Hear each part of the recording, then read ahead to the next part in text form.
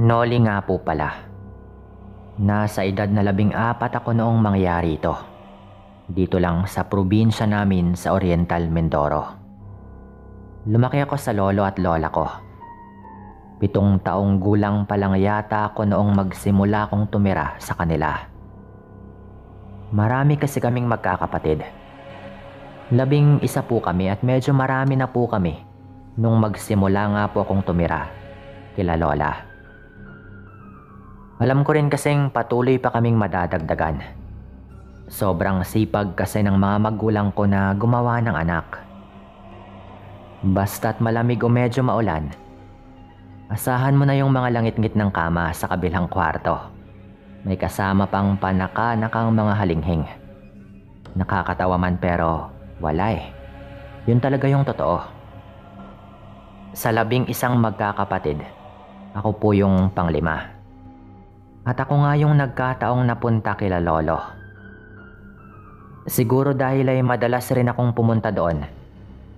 Lalo kapag wala kaming ulam o kapag kinakapos talaga kami sa pagkain.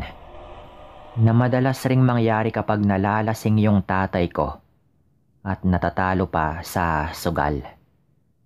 Nung magdesisyon nga sila lola na kunin na lang ako, sa totoo lang po ay natuwa pa nga ako noon. Sa wakas ay hindi na nga ako papaluin pa ng tatay ko sa mababaw lang na dahilan kapag nalalasing ito. Medyo mainitin po kasi yung ulo ng tatay ko kapag nalalasing ito.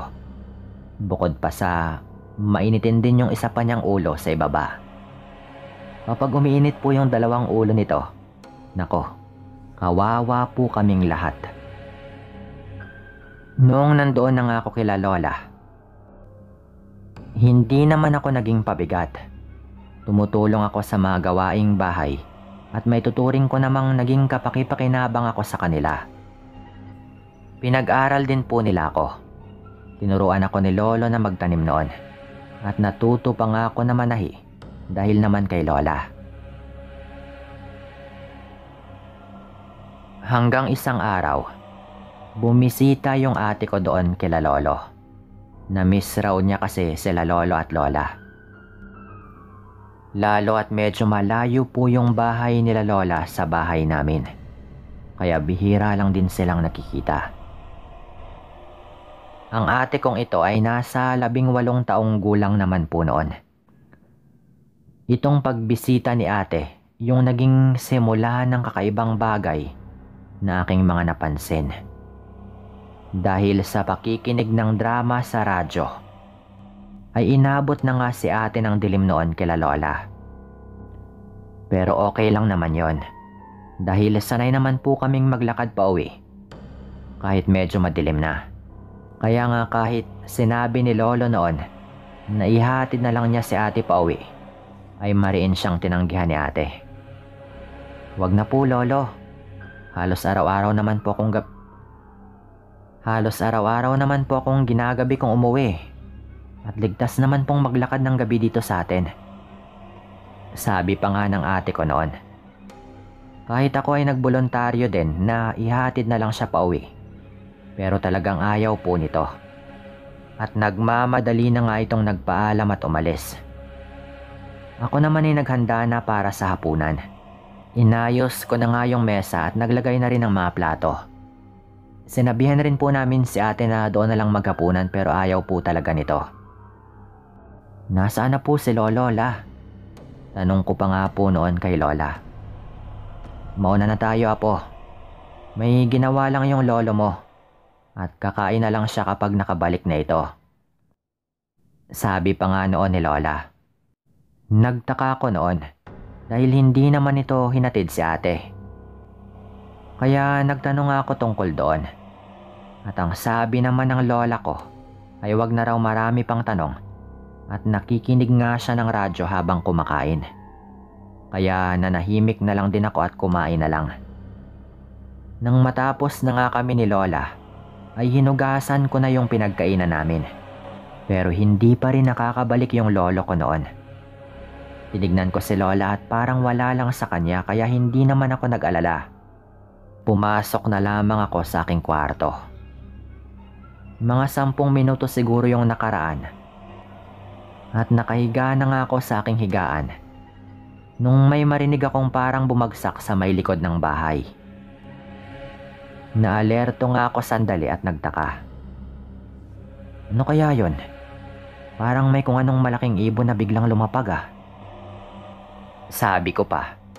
Dahil parang ganun nga po yung narinig ko noon. Pero hindi naman nasundan ng kung ano pang ingay. At sa halip, narinig ko ngang dumating na si Lolo. Lalo at narinig kong pinagbuksan siya ni Lola. Guni-guni ko lang siguro yung narinig kong parang lumapag. Makapagbasa na nga lang ng lumang dyaryo. Wika ko pa nga noon sa aking sarili. Tapos bumangon na nga ako at kumuha ng lumang dyaryo na nakapatong sa may mesa ng aking kwarto. Pagkakuha ko nga ng dyaryo, ay narinig ko na nagsalita si Lola na medyo umagaw ng aking atensyon. Hinatid mo ba yung apo mo? Tanong pa nga po nito kay Lolo. At narinig ko rin na sumagot naman si Lolo ng oo. Nagtaka ako dahil nakita kong nasa loob ba nga ng bahay si Lolo noong umalis na si ate. At yung aking pagkakaalam ay naglakad lamang ng mag-isa si ate. Pero bago ko pa man problemahin yon, narinig ko ngang muling nagsalita si Lola. Akala yata ng mga ito ay tulog na ako. Mga ilang buwan na ba yung dinadala ng apo mo na yan? Tanong pa nga ni Lola kay Lolo. Bago lang yan. Mukhang wala pa nga siyang pinagsabihan kahit sino eh. Takot din siguro. Pero hindi niya may tatago sa akin yon. Kaya nga sinundan ko na lang. At baka makursunadahan pa ng kagaya kong ganito rin yung pagkatao. Sabi naman ni Lolo na noong una ay labis kong ipinagtaka. Anong pinagsasabi nila? Sabi ko pa nga po noon. Pero noong tumahimik na sila at paulit-ulit kong inisip yung aking mga narinig, ay nagkaroon na nga ako ng medyo malinaw na pangunawa sa kung ano nga ba yung narinig ko. Parang sinasabi nila na nagdadalang tao yung ate ko. Pero yung nakakaintriga talaga ay kung ano ba yung pagkatao ni Lolo. Ano yung kanyang tinatago? Kinabukasan nga, umuwi nga muna ako doon sa bahay namin. Naabutan ko si ate na nagsasampay noon. Bakasyon po kasi nang mangyari ito kaya wala rin akong pasok. Ate, hinatid ka pala ni Lolo kagabi ah. Sabi ko pa nga po noon. Dahil gusto ko lamang malaman kung totoo ba. Ano bang pinagsasabi mo? Mag-isa lang akong naglakad pa uwi. Medyo natakot pa nga ako kagabi dahil parang may nakatingin sa akin habang naglalakad ako. Sana nga nagpatid na lang ako kay Lolo. Wika pa nga po nito. Pero ate, sinabi ni Lolo kagabi na hinatid ka raw niya. At alam ko na rin na meron kang tinatagong lihim. Buntis ka no? Alam ko ate, kaya wag mo nang itanggi o itago sa akin. Narinig ko kila Lolo. Wika ko pa nga po noon. Doon na ako hinila ni ate papunta doon sa likod ng bahay. Alam nila? Paano? Wala pa akong pinagsasabihan nito. Kahit nga yung nobyo ko hindi pa to alam. Takot pang wika ni ate noon. Doon ko na nga ikwento ng buo sa kanya yung aking mga narinig sa pag-uusap ni Lolo at ni Lola. Natahimik si ate noon at bigla na lang itong nanginig na parang kinikilabutan. Atin-atin lang to Noli ah. Parang sigurado na ako ngayon. Totoo talaga siguro. Sabi pa nga ni ate. Totoo yung ano ate? Tanong ko naman dahil wala pa akong gaanong ideya. O baka meron naman. Pero pilit kong itinatanggi sa aking sarili ang mga posibilidad. Ayokong marinig kay ate Yung parehong bagay na gumugulo sa utak ko noon. Pero biglang nagsalita ulit si ate. Mga ilang buwan na yung nakaraan bago pa ako nagbuntis. Pumunta din ako kila lolo noon. Gabi yon. Wala ka doon dahil meron ka yatang pinuntahan. Nagulat ako noon nang may biglang dumating sa may likod ng bahay. Parang mabilis na tumatakbo at tumigil doon sa likod.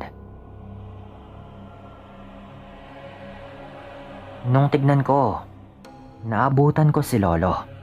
Nakadapa sa may damuhan tapos tumayo at mabilis na tumakbo papasok sa kanilang bahay.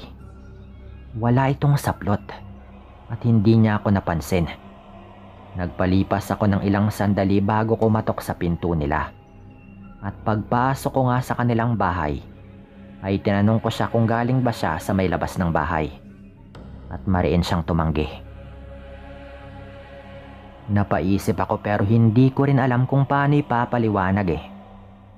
At kahapon naman, nagulat ako nung hinawakan niya bigla yung tiyan ko. Tapos pasingot-singot na parang nababanguhan. Alam niya talaga na nagdadalang tao ako. Malakas yung hinala kong aswang yung lolo natin. Wika pa nga ng ate ko noon. Marahang gumapang yung kilabot sa aking buong katawan nang marinig ko yung kanyang mga sinabi. Kilala ko si ate. Hindi yun magbibiro ng ganon at madalas ay tama rin yung kanyang mga kutob. Yan din yung iniisip ko ate. Napakagaling niyang magtago na sa tagal ko na doon ay wala akong gaanong napansin. Wika ko naman po noon. Nanginginig na rin yung ate ko noon. Na talagang natakot po ito bigla. Maging ako din. Parang ayoko munang makasama si lolo sa iisang bubong. Nung araw nga pong yon, nagpaalam ako kina lolo at lola na doon na muna sa bahay namin matutulog. Sinabi ko na lamang na namimiss ko rin yung aking mga kapatid. Pinayagan naman po nila ako agad noon. Kami pa lang ni ate yung nakakaalam noon. Wala pa kaming pinagsabihan. Ayaw pa nga sana naming paniwalaan agad yun eh. Ang sabi ni ate, matyagan daw muna namin at darating din daw kami sa punto na makukumpirma namin kung ano nga ba yung totoo. Pero hindi na po namin kinailangang gawin yon. Nang may mangyari nga kinagabihan mismo. Natutulog na po yung mga kasama ko sa bahay noon. Ako lang mag-isa sa may sala habang nagsisiksika naman sila sa mga kwarto. Medyo hindi nga ako makatulog dahil nagkape pa nga ako nung gabi. At naninibago na naman ako na wala akong sariling higaan. Nakahiga lang ako noon at nag-iisip-isip. Maya-maya pa ay nakaramdam nga ako ng kakaiba. Parang may kung sinong umaaligid sa labas ng bahay. Merong kumakaluskos at hindi ko alam pero kinikilabutan po talaga ako noon. Aswang kaya yung nasa labas? Sabi ko pa nga dahil buntis nga yung ate ko.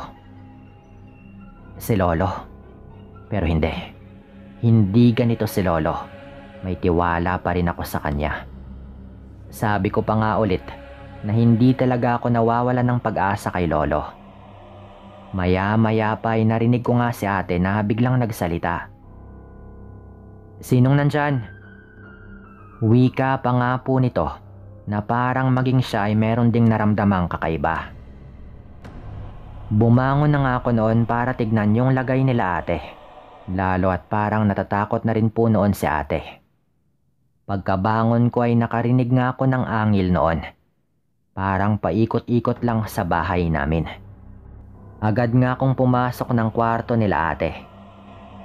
Andun din yung iba ko pang kapatid na mga babae. Ate, ano bang nangyayari? Parang may kung anong paikot-ikot sa may labas ng bahay. Wika ko pa nga po noon. At pagkasabi ko po noon, pagtingin namin sa may bintana, ay biglang may sumilip doon na nakakapangilabot na nilalang. Naglalaway po yun at ikinagulat namin agad po nitong sinusubukang baklasin yung bintana na parang hayop na nauulol. Nagsigawan po kami agad syempre habang hindi ko naman inaalis yung aking paningin doon sa may bintana. At kitang-kita ko po talaga noon, Sir Dan, nung sa maikling sandali lamang ay may isa pang nilalang na biglang sumunggab doon sa aswang sa may bintana na parang inatake po niya yon. Natumba sila at agad kaming nakarinig ng parang dalawang hayop na naglalaban. Gising na rin noon yung tatay ko at buti naman at mukhang hindi naman po ito lasing. Sinilip ko sa bintana at sa may madilim na parte ay naaninag kong parang nagdudumugan po yung dalawang nilalang. Lumabas nga yung tatay ko. Bit-bit yung kanyang itak at yung kanyang flashlight. Sumunod rin po ako agad noon. At pagkalabas nga namin at inilawan na nga ni tatay yung nasa labas, ay ikinagulat po namin, Sir Dan, nang makitang meron na pong sugat yung isa na parang malubha. Habang yung isa naman ay nakatalikod sa amin na parang pinoprotektahan po kami. Atake pa nga sana si tatay pero pinigilan ko po ito. Lalo at may kutob na rin ako noon na si Lolo, yung nakatalikod sa amin. Agad na tumakbo yung isang nilalang na merong sugat na malubha. Tatakbo din sana yung isa pa na nakatalikod sa amin pero nagulat ako nung biglang tinawag siya ni ate. Lolo, ikaw yan, di ba? Ikaw yung pumurotekta sa amin, di ba? Tanong pa nga po ng ate ko noon. Sandaling napalingon yung nilalang bago nagtago sa may damuhan. At ilang sandali pa ay nagpakilala. Si Lolo nga po yon. Mangyak-ngyak po itong humihingi ng tawad. Ayaw daw sana niya na sa ganoong paraan namin malaman. Sa unang pagkakataon ay nakita ko rin po yung tatay ko noon na umiiyak. Naging madamdamin at puno po ng revelasyon yung gabing yon. Pero tinanggap namin. Alam naming hindi siya masama. Naniniwala kami sa kanyang sinabing hindi pa raw siya ni minsan ng atake ng tao. Hayop lamang daw. Tinago nga namin yon yung lihim na yon. At nung nawala na rin po si Lolo, nagpatulong po kami sa albularyo sa kanyang libing. Dinala po niya sa hukay yung kanyang pagkaaswang habang pinapanatili pa rin yung kanyang pagiging mabuting tao. Matagal na rin pong alam ni Lola pero hindi daw siya hinawaan ni Lolo. Kahit si Lola ay makapagpapatunay na kahit kailan daw ay hindi talaga kumain ng laman ng tao si Lolo. Nung una daw ay nahirapan ito, pero nung naglaon ay nagagawa na nga niyang paglabanan at kontrolin. Tinuring pa rin namin siyang parang normal hanggang sa dumating na nga yung oras nito na lisanin yung mundo. Nung mahina na nga yung katawan niya, binilin pa nito sa amin kung sinong albularyo yung hinga namin ng tulong kung sakaling bumigay na nga yung kanyang katawan. Dahil kahit kailan daw ay ayaw niya ni isa sa pamilya namin na makaranas ng sumpang kanyang dinala ng mahabang panahon. Tungkol naman po doon sa aswang na umataking nakalaban ni Lolo, hindi na po namin alaman kung ano bang nangyari doon. Hindi na rin po yun bumalik dahil marahil ay nagtanda na rin o baka namatay, hindi po kami sigurado. Ito po yung lihim namin at dito ko na rin po ito tatapusin. Salamat po.